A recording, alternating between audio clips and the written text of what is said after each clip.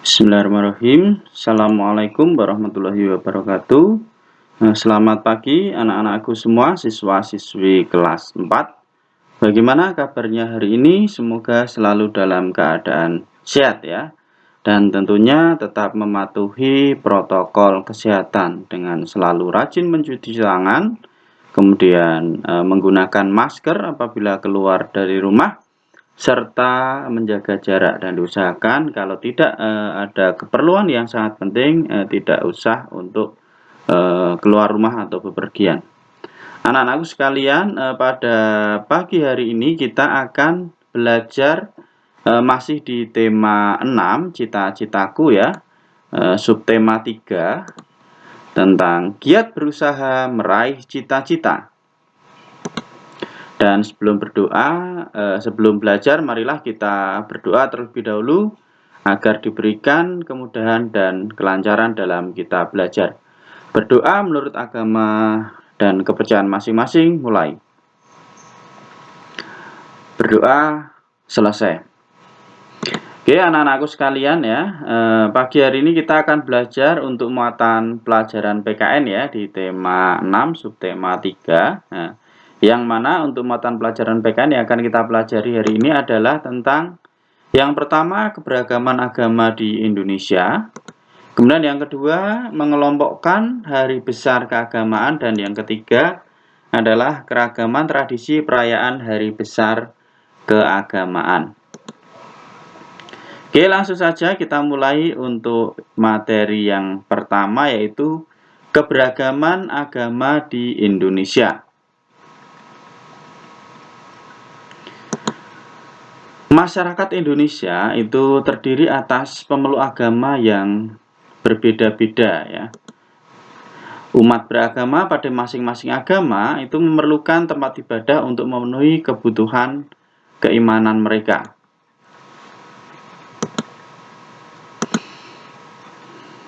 Dan agama di Indonesia sendiri yang diakui itu ada 6 ya oleh pemerintah, yaitu ada agama Islam, kemudian agama Kristen, agama Katolik, agama Hindu, agama Buddha, serta agama Konghucu.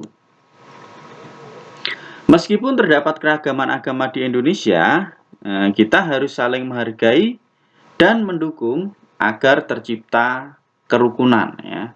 Kita harus saling toleransi antar umat beragama. Dan di sini kita akan mempelajari satu persatu tentang keragaman agama yang ada di Indonesia. Yaitu yang pertama adalah agama Islam ya.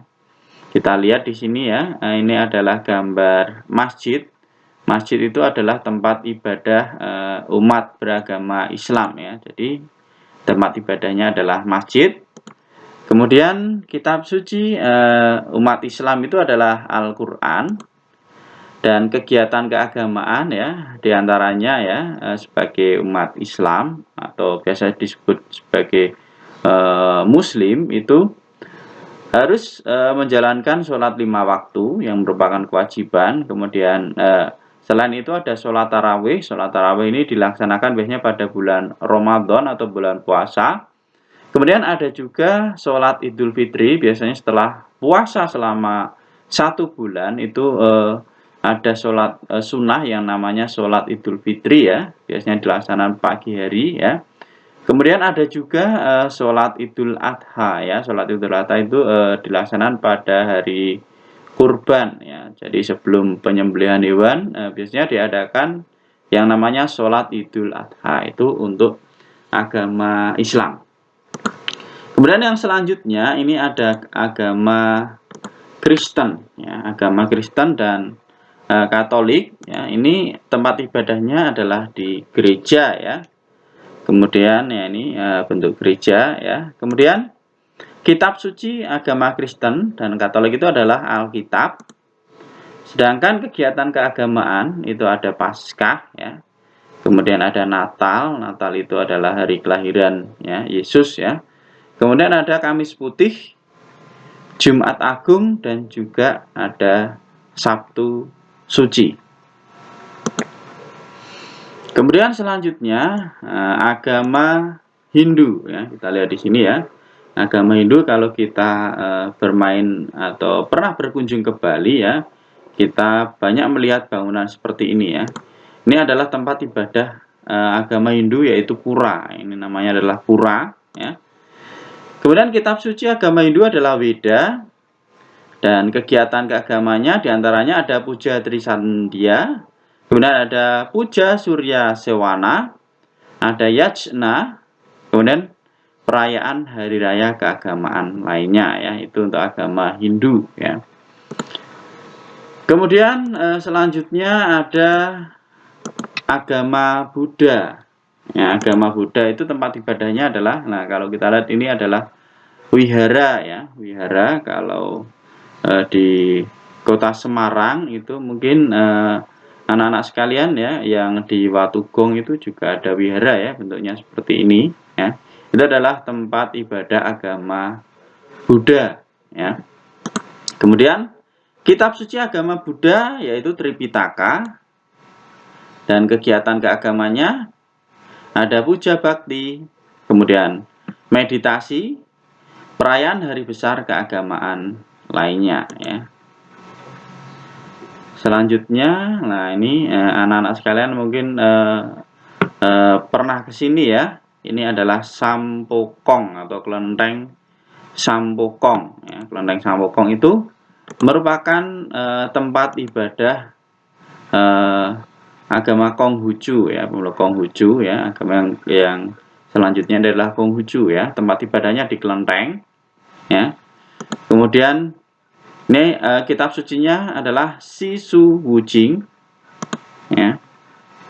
Ini kegiatan keagamanya ada sembahyang pada Tian, kebaktian pada Nabi Konghucu, sembahyang bagi leluhur, dan perayaan hari besar lainnya. Nah ini adalah patung Laksamana Cheng Ho ya, yang ada di Sampokong ya. Oke, itu tadi penjelasan tentang berbagai agama di Indonesia serta tempat ibadah, kitab suci, dan kegiatan keagamaannya. Selanjutnya kita akan belajar tentang hari besar keagamaan ya. Hari besar keagamaan ya, beberapa agama itu memiliki hari besar keagamaan ya, semua agama memiliki hari besar keagamaan. Ada agama Islam, hari besar keagamanya ada Idul Fitri ya. Kemudian Idul Adha, ada Tahun Baru Islam, ada Maulid Nabi dan Isra Mi'raj ya. Jadi Maulid Nabi adalah untuk memperingati hari kelahiran Nabi ya untuk umat Islam, yaitu Nabi Muhammad Shallallahu Alaihi Wasallam ya. Sedangkan Idul Fitri ya ini biasa disebut juga dengan Lebaran ya, setelah menjalankan puasa selama 1 bulan. Kemudian agama Kristen ya, ini hari besar keagamanya ada Natal ya. Natal itu adalah untuk memperingati hari kelahiran Yesus ya.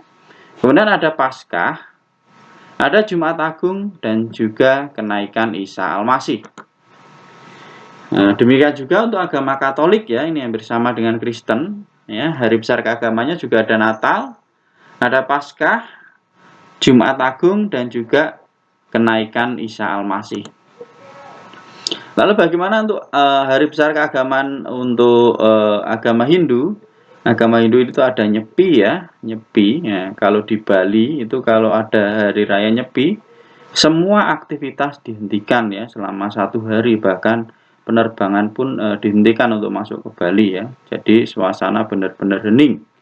Kemudian ada Galungan, ada Kuningan, Saraswati, dan juga Pager Wesi. Kemudian untuk agama Buddha ya, hari besar keagamanya ini ada Waisak, ada Asada, dan juga Katina. Nah untuk agama Buddha ini biasanya perayaan hari besar keagamaan di Indonesia itu dipusatkan di Candi Borobudur yang ada di Kota Magelang, Jawa Tengah. Di sana itu orang-orang dari berbagai negara datang ke sana ya untuk merayakan hari besar keagamaan umat Buddha.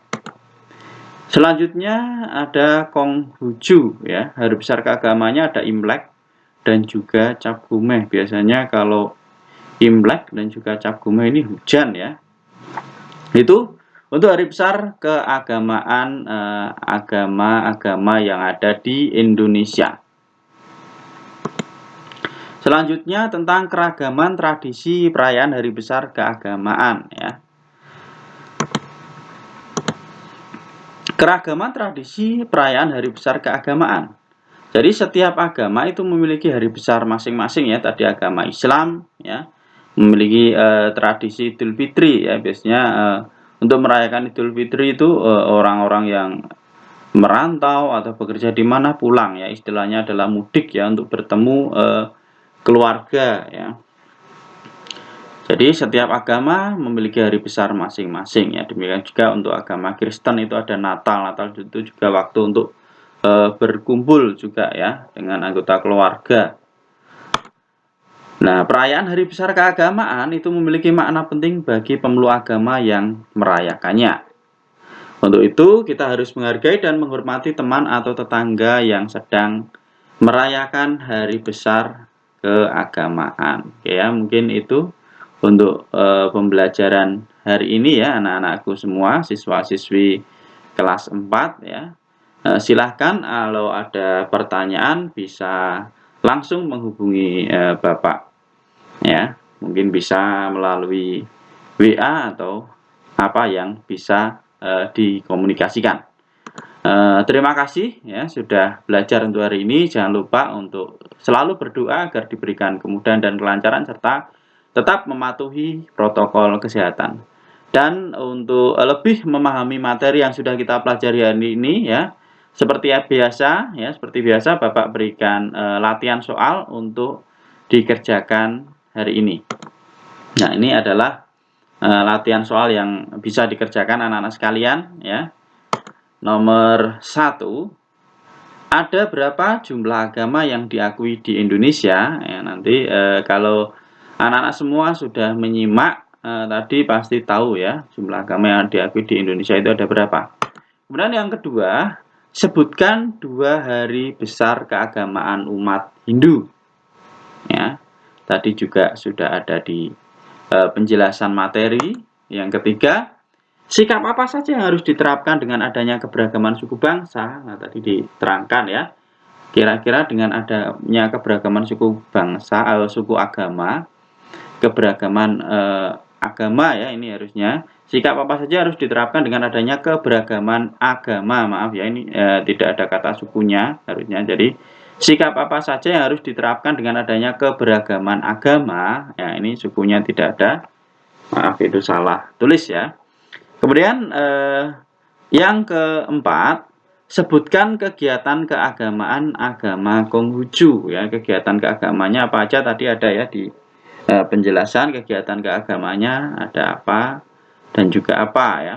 Kemudian soal yang terakhir, mengapa kita harus menghargai dan menghormati teman yang sedang merayakan hari besar keagamaannya? Kira-kira mengapa ya kita harus menghargai dan menghormati teman yang sedang merayakan hari besar keagamaannya? Oke ya, mungkin ini 5 soal untuk lebih memahami materi yang sudah diajarkan ya. Silahkan nanti anak-anak kerjakan seperti biasa. Kemudian setelah selesai ditulis jawabannya bisa dikirimkan melalui Google Classroom ya. Oke, sekali lagi terima kasih untuk pertemuan hari ini. Mohon maaf apabila ada kekurangan dalam penyampaian materi dan juga ada kesalahan dalam tulisan ya ini tadi ya. Dan saya akhiri. Assalamualaikum warahmatullahi wabarakatuh.